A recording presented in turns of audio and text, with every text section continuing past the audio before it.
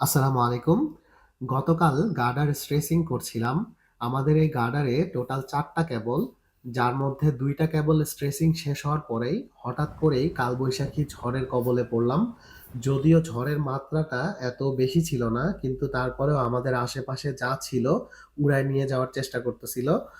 তো গার্ডার স্ট্রেসিং নিয়ে অলরেডি আমার একটা ডিটেইল ভিডিও বানানো হয়ে গেছে, কিন্তু আমি সেটা এখনো আপলোড করি নাই।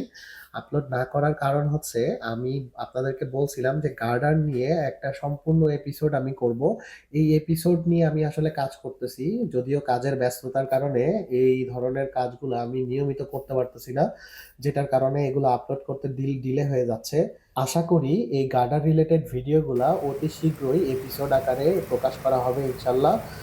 ঝড়ো বাতাস শেষ হয়ে যাওয়ার পরেই বৃষ্টি নামলো।